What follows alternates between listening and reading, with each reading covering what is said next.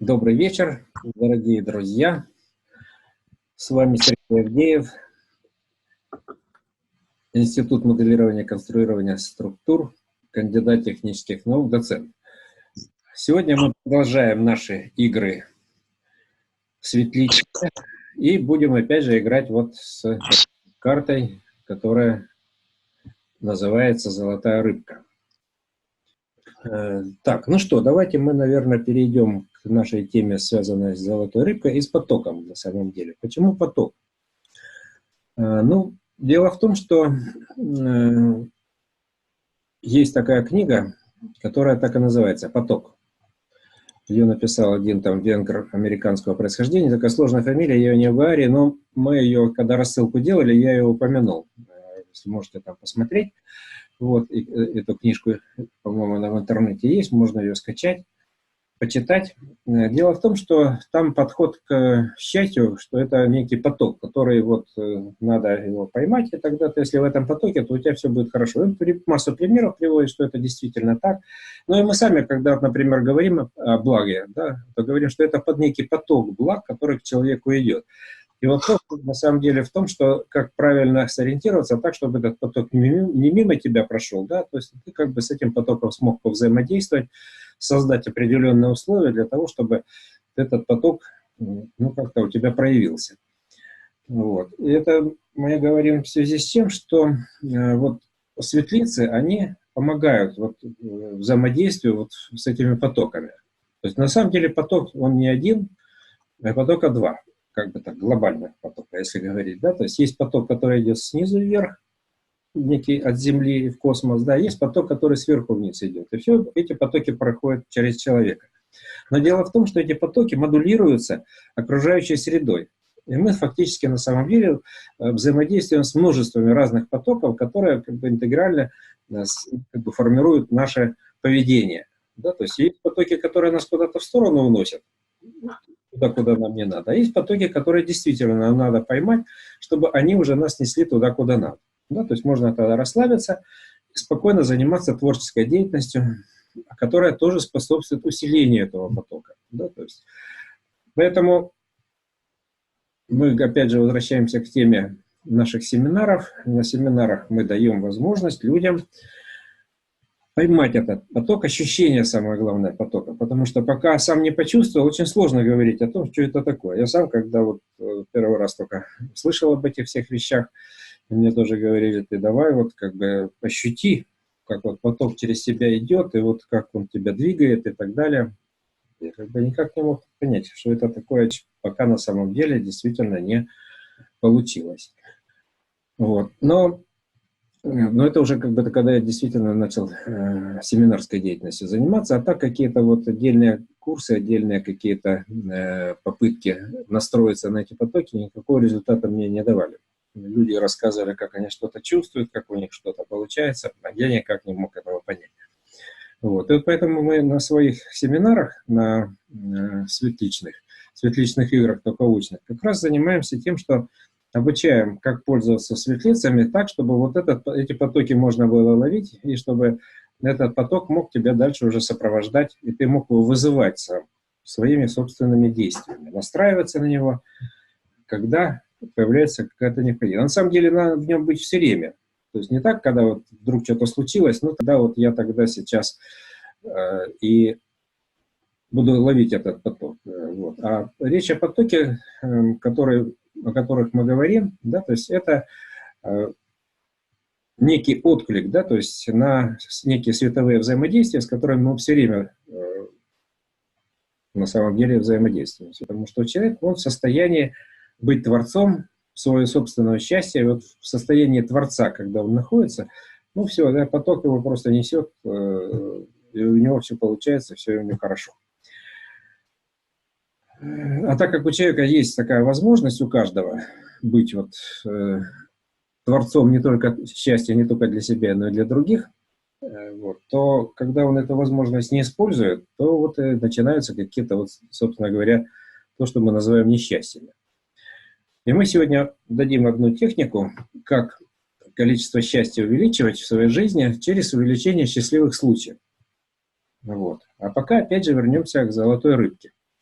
Почему к ней, ну, как бы начали вот об этом, да, то есть, опять же, у нас на прошлом занятии, когда у нас была тема, мы рассказывали сказку коллективную для золотой рыбки, да, с тем, чтобы настроиться, опять же, на что? На канал связи с этой рыбкой. Так вот, сегодня на самом деле два знаменательных события. Ну, во-первых, есть праздник, да? Какой сегодня религиозный праздник? Может, кто знает? Никто не знает. Вознесение называется. Очень как бы большой праздник, потому что на 40-й день после Пасхи происходит Вознесение. Вот. Но и вот смысл этого Вознесения можно использовать метафорически. Да? То есть, почему? Ну, потому что Вознесение происходит духа, да? То есть вознесение духа человека. Поэтому если мы хотим, чтобы наш дух вознесся, прямо вот у нас, прямо в живом теле, ну, для этого надо что? Создать вот некий поток, который бы мог вот этот дух куда-то поднять. Но кроме этого следует опять же учитывать, что с нами взаимодействует множество различных локальных каких-то потоков, в которых мы как бы погружены. Они нас все время как бы вот дергают в разные стороны. И это мимо, мимо нашего сознания проходит, мы не слышим, но тем не менее реагируем. Я вот что хотел вам, например, показать. Да, вот у нас есть ролики, связанные с тем, что мы делаем на семинарах. Ну, те, кто был, те знают, да, то есть как мы обучаем азбуке световых отношений, когда можно взаимодействовать с человеком невербально, ничего ему не говорить, а через свет можно взаимодействовать, и человек ловит этот световой поток и может на него реагировать. Да? То есть, значит, это о чем говорит? О том, что мы можем реагировать на световые потоки. Другое дело, мы можем реагировать на самом деле неосознанно. Когда потоки через нас проходят, какая-то информация у нас загружается, а мы на нее поневоле как-то отреагировали, но нас он, главное, сбил, да, вот с той дороги, с того потока, который нам нужен. Да? То есть за счет чего сбил? За счет того, что к нам этот свет какой-то вошел в нас и застрял. Он не прошел сквозь нас, да, то есть как бы не прозрачное для этого света, а он в нас немножко встрял. Это на самом деле могут быть какие-то энергоинформационные сущности там и так далее. Так вот, если мы как бы поточность свою развиваем, то у нас есть возможность вот эти потоки с ними не бороться, да, а как раз вот их возносить. То есть это же тоже какой-то дух в нас вошел, который, ну, как бы вот с нами оказался в одном теле. Значит, если создать условия потока, значит, этот дух будет вынесен из нас куда-то, ну, условно вверх. На самом деле, там как бы координат никаких нету, там все как бы по-другому происходит. Но, тем не менее, вот мы, когда взаимодействуем со светлицами, мы на самом деле некоторым образом создаем условия для того, чтобы вот эта поточность наша возросла. И когда мы наблюдаем при замерах на Кириллиане, видим, что аура у нас увеличилась, это о чем говорит? Значит, поток через нас пошел больше, и наша светимость выросла. Поэтому нам надо стремиться эту поточность увеличивать. Вопрос для чего? Для чего нам увеличивать вот эти все вещи и так далее? То есть, но опять же, для чего? Чтобы реализовать себя. Реализовать себя, свое предназначение в этом мире. Потому что, ну, как бы вот накопить там на машину, квартиру и так далее, ну, конечно, задача тоже хорошая, и без нее, в общем-то, может быть, и не обойтись в силу того, что, ну, нам-то условия нужны для того, чтобы нормально существовать. Мы как бы не говорим, что это нехорошо, этим не надо заниматься. Но иногда бывает, у человека вся жизнь на это уходит, и больше ничего не остается, времени ни на что.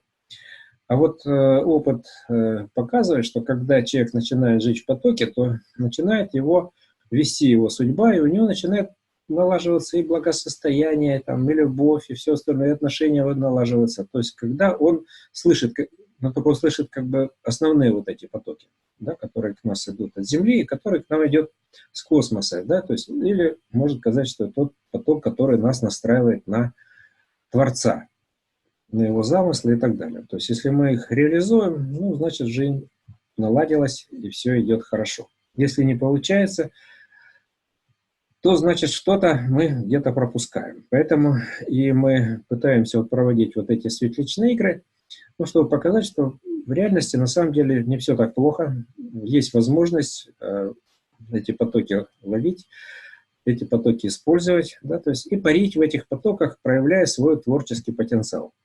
То есть не бегать по жизни как бы там за каждым куском хлеба, а создать условия, когда тебя поток несет, и к тебе все приходит, все, что надо. Я когда-то показывал такую штуку, которая называется эффект Бернулли. Если вы помните. То есть вы сами можете сделать. Взять два листочка вот таких вот, то есть повесить их и подуть туда между ними. И видно, что вместо того, чтобы разойтись, как бы, эти листочки начинают стягиваться, притягиваться друг к другу. Почему? Потому что поток, который проходит, он создает условия не для отталкивания этих листочков, а для притяжения. Ну, теорию мы не будем давать, почему это так происходит. Но в жизни это то же самое. Когда через нас идет поток энергии, света, но только не идет не только через тело, да, через душу, через разум. К нам начинает притягиваться все хорошее, все, что нам необходимо. Так вот, когда мы работаем с золотой рыбкой, да, то есть как бы мы говорим, что мы работаем с материализацией, там, желания и так далее. Но желания-то какие у нас?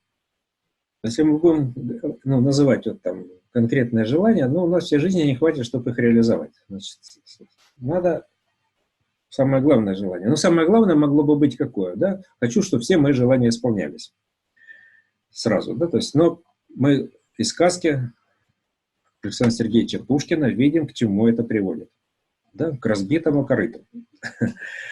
Поэтому, чтобы нас это не приводило к нашей, слишком нескромные наши желания, не приводили к разбитому корыту, надо как-то сформулировать это иначе. Вот. Кстати, сегодня день рождения Александра Сергеевича Пушкина. Тоже. Так что вот у нас как бы такое знаменательное событие. Да? У нас сегодня Вознесение, с одной стороны, с другой стороны у нас день рождения Александра Сергеевича Пушкина. Как бы это он уже откуда-то сюда пришел, это другой поток, да, который Вознесение, это поток куда-то туда вверх. Вот. И нам как бы надо сегодня вознестись в нашем творческом порыве, с одной стороны, а с другой стороны открыть канал, да, для того, чтобы к нам пришла нужная информация. Поэтому я предлагаю желание на сегодняшнюю вот игру сформулировать следующим образом, чтобы создались условия, да, для того, чтобы мы могли открыть канал информации, которая к нам идет, и получать нужные знания в нужное время, в нужном месте, чтобы мы могли действовать оптимально, эффективно, всегда так, как нам надо.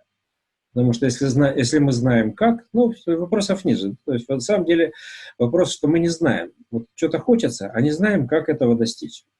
Что надо сделать, чтобы у нас все получилось. Поэтому я думаю, что вот такое желание, которое нам будет полезное, да, то есть это желание получения нужной информации в нужное время, в нужном месте. То есть фактически мы хотим вот этот канал с Творцом, чтобы у нас заработал, и чтобы вот этот замысел Творца мы могли постичь, в какой мере, в такой мы можем это сделать. Гармоничные эксперт-операторские отношения с миром. Совершенно верно.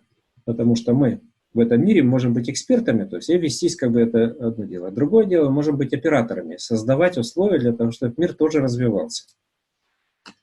Опять же, вот у нас в Болгарии мы этим и будем заниматься, создавать условия для того, чтобы у нас развивались какие-то наши внутренние качества, и мы наработали те качества, которые нам необходимы для решения не только локальных собственных задач, как говорится, для шкурного интереса, а также еще и могли бы выступить в роли такой глобального фактора, который каким-то образом влияет не только на нас, но и на окружающую среду, на окружающий мир, делая его лучше, чище и так далее. Но на самом деле пользователи светлиц, они поневоле на самом деле этим и занимаются. Потому что когда у человека есть светлица, что происходит?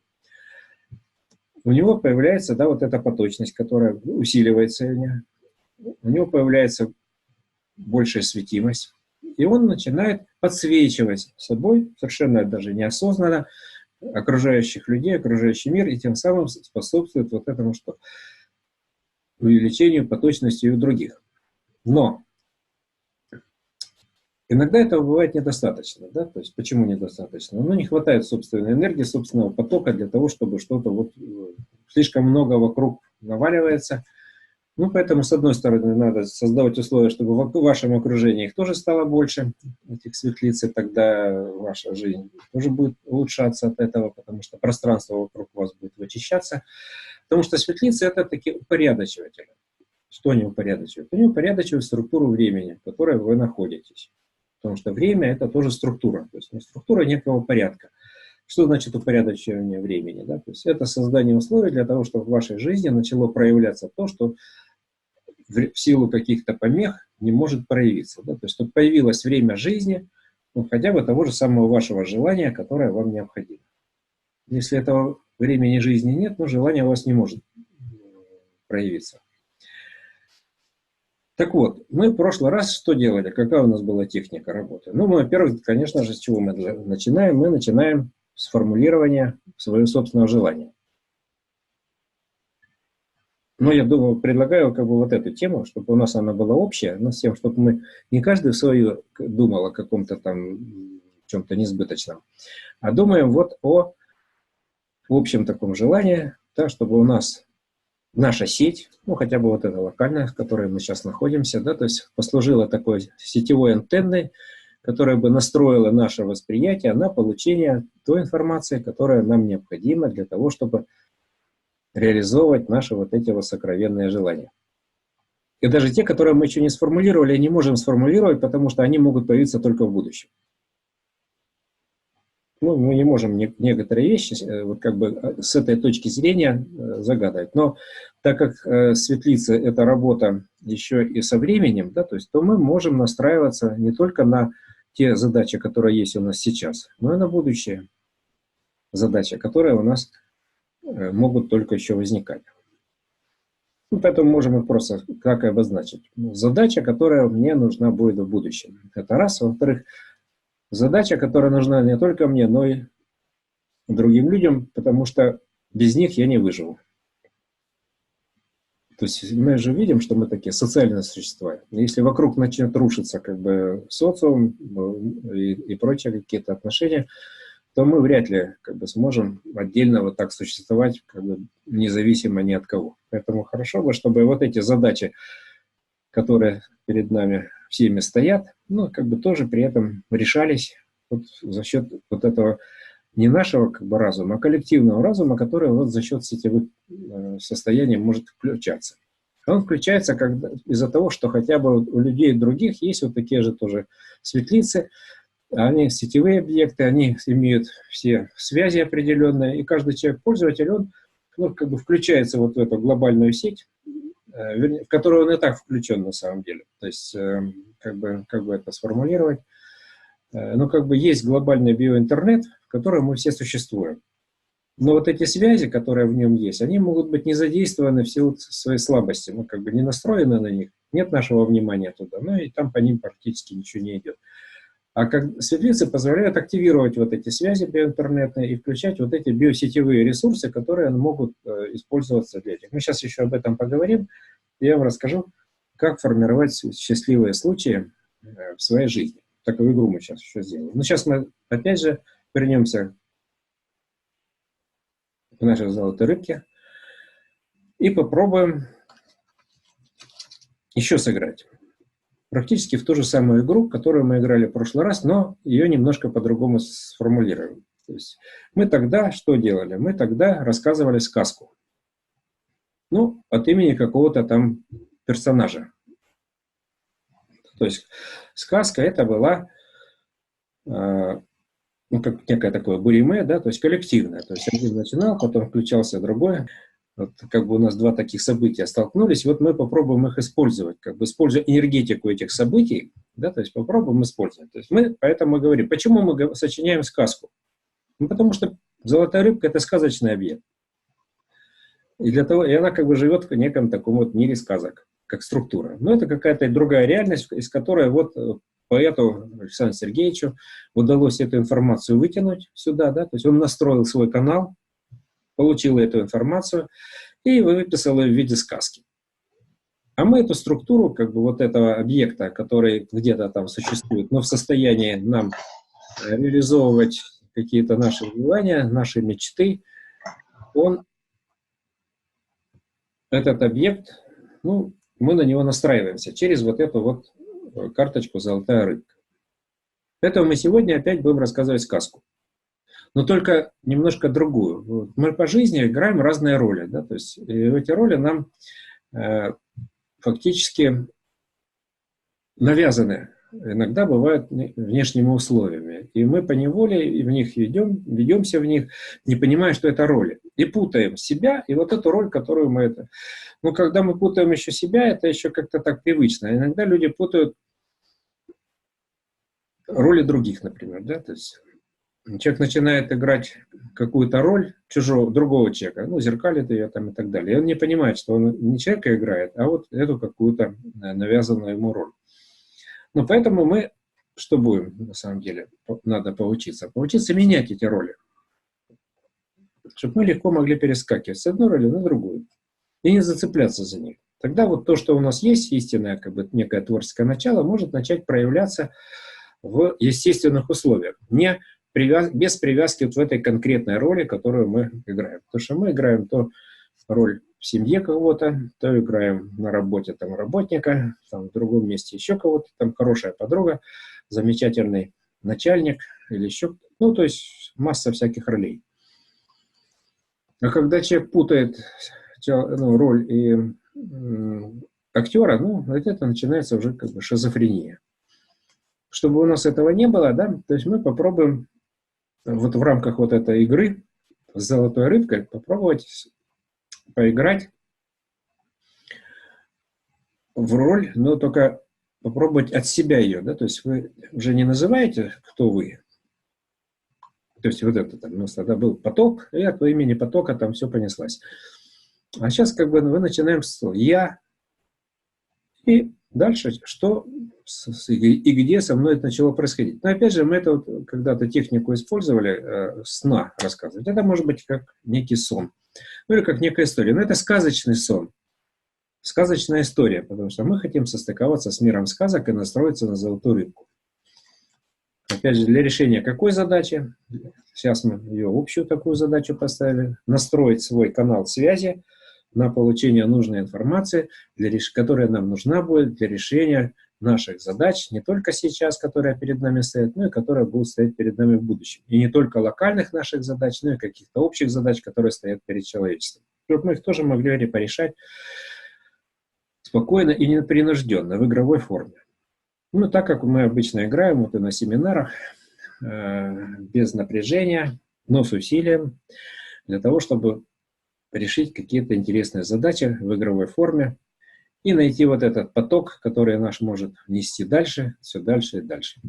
Поэтому сейчас мы ловим поток, опять же, да, то есть начинаем рассказ и начинаем о чем-то говорить, ощущая, как какие-то слова начинают нам сыпаться в голову ни с того ни с сего, и мы их, вот эти слова, пытаемся вот уже произнести в виде какого-то разговора. Понимая, что у нас есть еще вот матрица небольшая тут, у нас хоть она и маленькая, но все же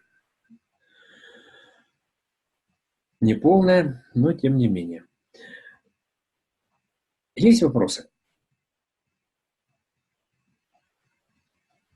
А роль, любую роль на себя берешь? Ну да, ну то есть как бы так, причем пытаться ее спонтанно получить, не придумывать, как бы сейчас я буду вот от имени там, как бы вы начинаете говорить, да, и оно само начинает вырисовываться. Причем можно переключаться, да, то есть как бы, чтобы вот вы были этим, а потом сразу вы кто-то уже другой, и начинаете говорить дальше уже по-другому, уже оказались, как вот во сне. Вот сначала тут такой сон сменился, потом вдруг раз переключился, это оказался в другом сне, потом в третьем сне там, и так далее. То есть как бы мы идем по этим мирам, как по некому, опять же, лабиринту вот в хрониках Амбера, когда они с одной реальности перескакивали на другую, ну, как такой путешественник по реальности. И поэтому тут раз одна среда перед тобой оказалась, и ты играешь тут такую роль.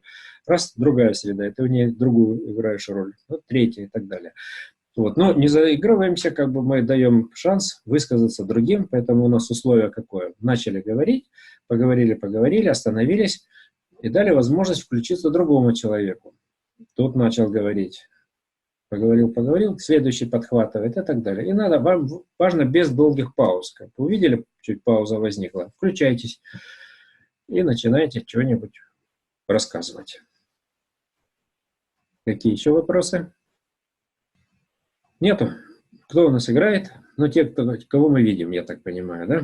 Ну, то есть, если кто невидимый тоже хочет играть, просто он включает микрофон, начинает говорить, как только появляется пауза. То есть мы помним, что у нас есть еще чувство меры. Давайте так, кто будет играть, чтобы мы не ждать кого-то, поставьте плюсик в чате. И мы тогда будем знать, сколько человек у нас сейчас играет. Так, давайте мы начнем с Антона. Ну, вы что-нибудь начнете говорить, так как вы человек наиболее подготовленный в этом, то есть просто сказку из приходящего. Ну, от первого лица только рассказываю, как бы не про кого-то там рассказываю, а вот от первого лица, как бы я. И от себя, и что вот я там делаю, что я там вижу, что и так далее, то есть как бы не настроился. Совсем жалко. Да ты что, ну экспромтом, Антон, ты можешь без настройки, я знаю. У тебя как бы хорошо может получиться. Даже несмотря на то, что у тебя сложно говорить, но ты запросто можешь это делать. Легко. Никак. Категорически. Ну ладно, что-то у нас тогда сегодня тут получается, что мы разыграем этот образ, эту сказку на троих. Сколько рассказывать, ну, несколько фраз сказали, дальше. Это же, говорю, Буриме, поэтому коллективная работа. Но надо, чтобы несколько раз включиться. То есть не один раз поговорил и все, а так кто-то поговорил, еще другой, а потом раз опять включился, и вот как бы что-то на это. Ну, давайте, ладно, будем раз разыграем на троих, если тут Артур, Евгений или Вячеслав захотят подключиться и что-нибудь поговорить, то есть без показывания лица, то это тоже можно сделать. Ну, потому что практика, она является таким хорошим подспорьем. Когда мы начинаем что-то делать, то мы получаем какой-то навык. Даже если при этом, кажется, ничего не происходит. То есть тогда вот эти свои личные задачки, их можно прорешать. Ну ладно, кто начнет? А мы будем угадывать, что вы за персонаж такой. Ну, можем и не угадать, потому что если мы будем скакать с одного персонажа на другое. А давайте для начала познакомимся. Ну, как бы несколько слов о себе. Кто-нибудь. Ну, с какого города, кратенько, чем занимаемся. Ну, я вот, например, сейчас нахожусь в городе Вильнюсе, в Литве. Занимаюсь вот разработкой в светлице разных технологий, которые позволяют применять эти светличные структуры в самых разных вещах. А, например, каких? Ну вот, например, можно воду сделать такой, что она будет целебная, да, то есть как бы, и воду можно продавать. Так, Светлана у нас совсем выпала. Как-то у нас все это долго сказка сказывается, да, но не быстро дело делается. Нет, все равно включилось. Это радует. Ну что, Света, как там со звуком у вас? Вы только светите, но нам еще и звук нужен. Ой, прием! О, получилось. Мы вас услышали. Да, хотя бы там. Здравствуйте. Здравствуйте. Так, ну вот я тут несколько фраз о себе сказал, но давайте по очереди. Алексей, вы себе тогда что-нибудь скажете. Чтобы если уж мы включаемся в эту роль, чтобы знали изначально, кто у нас артист. Ну, я точно не артист. Алексей, Нижний Новгород. Так. Так, у меня хобби самосовершенствование, развитие, внутренние ресурсы. Вот. Работаю в банке. Так что ничего особенного в моей жизни такого нет. Ну, как нет. Вот мы встретились, это уже что-то особенное происходит. Правда, на невидимом для нас пока плане. Влада у нас подключилась. Когда мы начнем, может быть, Влада подключится. Мы эту сказку сейчас будем рассказывать от собственного имени. Можно просто брать какой-то персонаж, какой-то, но говорить от собственного имени. То есть это такая ситуация, когда мы можем погрузиться в образ и начать от имени. Да. То есть мы рассказываем новые сказки Пушкина. Но только вот от личного, от первого лица. Ну, как бы я так ограничил сказками Пушкина. На самом деле, как хотите. Хотите сказкой Пушкина, хотите чем-нибудь другим. Можете даже в стихах. Можно начать с слов. Иду я по улице и вижу, как надвигается гроза. И с этой грозой мы начинаем играть. Начинаем играть с ней в прятки. Но прятки такие, что, в общем-то, мне-то легко спрятаться от грозы, а вот грозе от меня, на самом деле, прятаться сложно. Потому что я с этой грозой еще и ее, например, размазать по небу и превратить во множество разных маленьких облачков из одного большого. Но она зато может опять соединиться. И вот так вот мы начали играть с ней, то соединяясь, то разъединяясь, то открывая портал во времени и переходя в другую реальность, где мы можем общаться, то закрывая его, и для того, чтобы туда кто-то еще лишний не пролез. И вот перешел я как-то в другую реальность, а там это вот уже кто-то другой скажет, что там произошло. А там сидит Баба-Яга на облачке и плетет, плетет, плетет нити дождя. А вы что там делаете в этой реальности? А я в зеркало смотрю. Только смотрите. Пока вникаю. Можно с Бабой-Ягой пообщаться на какую-нибудь тему. Рецепт попросить. Свадебного пирога. Это в прошлом. Почему? Ну, не для себя же можно обязательно постараться, а для кого-нибудь. Можно. Для Можно. Бабы-Яги, например, чтобы она смогла выйти замуж. А, Баба-Яга. Точно, да. Тогда я и свой рецепт дам, чтобы выйти замуж. Для Бабы-Яги? Да. Тоже женщина. Да. И интересная, самое главное. Волшебная. Волшебно мудрая. Да. Совершенно верно. Ну и что там дальше? У вас... Что вы там еще видите? Все? Только есть Бабу-Ягу и больше никого? Ну, давайте так, кто-нибудь следующий. Хорошо. Ну, а в зеркале видно человека, который разводит облака. Разные облака у него. Темные, белые, сухие, мокрые. Он любитель разводить облака. И у него много грядок на небе, эти облака разводить. Эти облака, из этих облаков он строит разные фигуры и отправляет их. Это же не он, да? Это опять же мы же говорим от первого лица. Ну я. Из этих облаков я строю разные фигуры, отсылаю их в разные миры и смотрю, что вернется обратно. А обратно возвращаются уже не облака, а дождь, дожди или письма, а может быть даже и судебные предписания в том, чтобы этим делом не заниматься.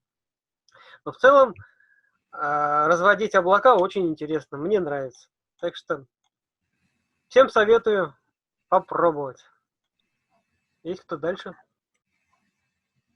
Ну, давайте, Анатолий. А эти облачка подросли и начали самостоятельно думать. И вот одно облачко, которое зовут Анатолий. Я вот думаю, куда бы мне дальше податься, развиваться.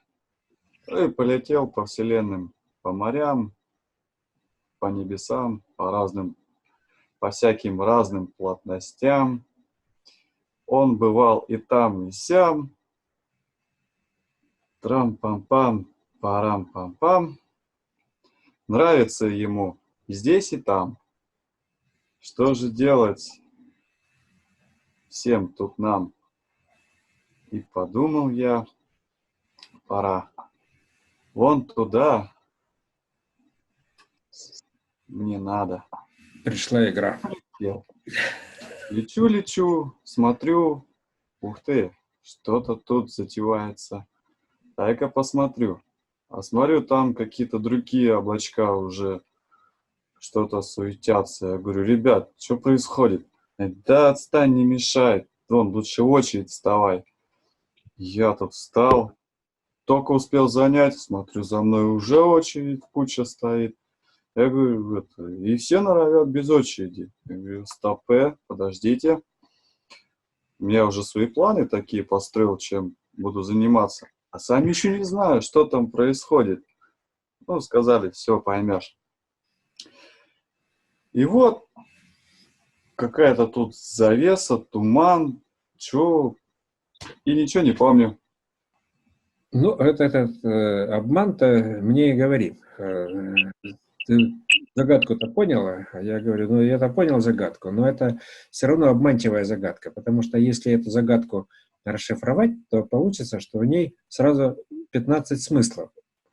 Но чтобы каждый смысл был понятным, для этого надо быть в 15 реальностях одновременно. И поэтому пойдем-ка вот мы прогуляемся, то есть из одной реальности в другую, совместно с обманом. Переходим в другую реальность и видим, что этот обман уже перестал быть обманом, потому что там это уже правда. Потому что в этой реальности совсем другие законы. И эти законы такие, что прямо-таки можно освободиться от всего, что мешает, а не попасть в заключение. И вот как бы вот это вот освобождение, оно стало возносить вот эти вот облака обманчивые, да, и превращать их в настоящие произведения искусства. То есть они стали не такими игривыми и настроенными на охрану Земли от всякого ненужного того, что к нам идет. То есть они, когда надо, прикроют, от чего не надо, а когда надо, откроют солнышку дорогу, а также дорогу тем, кто хочет чего-нибудь хорошего сюда принести. А в следующей реальности, куда мы перешли с этим обманом, оказалось, что там уже, опять же, он не обман, но их уже там трое. Потому что там стало все расстраиваться и настраиваться, да, то есть как бы сразу тело, душа и разум у него появились, у него не только как бы обманчивая была внешность, а вот эти тело, душа и разум, они как бы сформировали цель и стали целиться прямо туда, откуда пришел сигнал.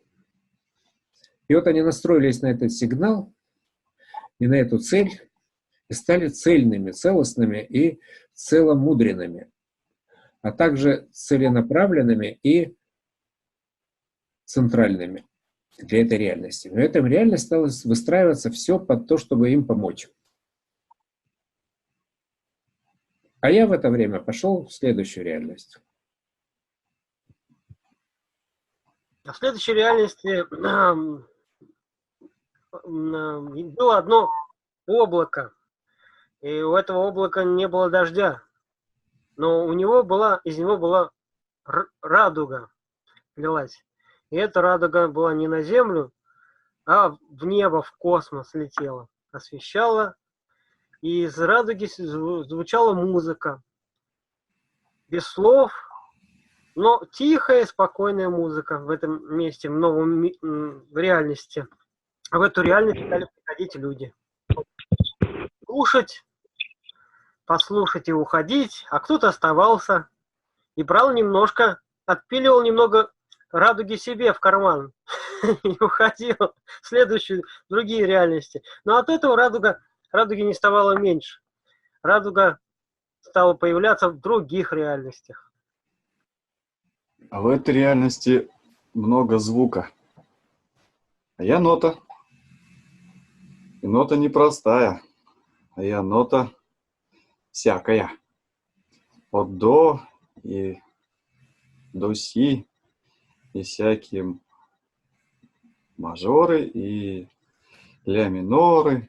Все во мне. Только стоит собраться. Но как только разберусь, целые тома из меня получаются. Я вот гуляю, нота и нота, тут другие ноты ходят. Тут даже парк у нас есть свой. Красиво так. Мы тут можем все. Можем сады строить, можем моря из нот тоже делать. Тут все из нот, мы сами ноты. Вот такие гуляем, смотрим на ноты, сами ноты. И получается такая музыкальная реальность, где звучит музыка все 24 часа в сутки. И вот решила нота дальше погулять, посмотреть, что в других реальностях, какие нотки есть там. Если в других реальностях мы видим, если что-то не так, то мы им сразу вручаем ноту. И, может быть, даже не одну. И говорим, вот вам нота для настройки. Туда, куда надо. А если все что-то не так, мы тогда вам дадим ноту, которая начинается на букву Е. Чтобы у вас были Е-ноты, если вам будет не хватать любви. Правильно, на 9 этаже. Да, да. И поэтому я всегда смотрела, думаю, вот я инопланетянин, я прилетел на Землю. И смотрю на людей, смотрю, они ходят, чем-то занимаются. Ну ладно, передадим привет инопланетянам. Дадим им всем задание донести нужную информацию до того, кого надо, и привести пакет информационный с той планеты. Пакет. Мы можем принять этот пакет и с этим пакетом его начать раздавать другим в пакетном режиме. Ну вот, спасибо. Так, мы так немножко прервемся, чтобы у нас там не затянули этот процесс. К тому, что идея понятна. Вот, эту технику можно использовать, когда вам надо что-то быстренько переключиться. Да? То есть возникла какая-то проблема, и вы не знаете, как к ней подступиться, и важно тогда начать генерировать некий творческий процесс для того, чтобы выйти из состояния вот этого ступора, когда у нас вдруг волнение, мы не знаем, что делать, что нам надо, чтобы к нам знания пришли. Да? То есть мы тогда через эту технику настраиваемся на поток знаний, к нам что-то приходит, мы успокаиваемся, вздохнули и начали уже делать вот по разрешению этой проблемы какие-то дела. Пока мы генерили что-то, придумывали, мы можем это делать не вслух, а про себя. За это время мы можем, ситуация может вообще рассосаться на самом деле, и все как бы исчезнет, то, что нам не нужно. Вот. Ну, тогда дальше мы долго будем слышать звуки электрички. Так. Значит, мы тут сказку, пока вы отсутствовали, мы уже успели сказку рассказать. Вот. А потом у нас какие-то упражнения были, да, то есть выглядит это как танцы, да, то есть вот там сейчас я покажу. Но на самом деле это не танцы. Сейчас включу этот ролик немножко.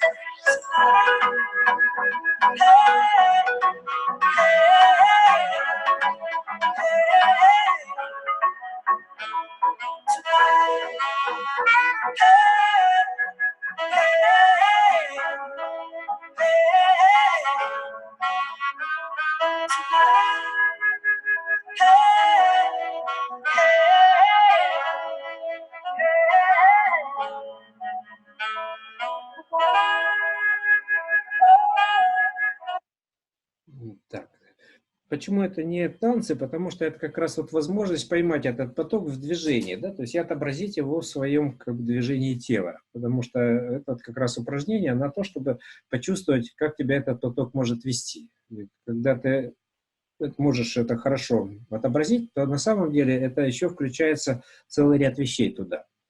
Почему? Потому что когда мы начинаем ловить поток, мы начинаем становиться художниками света.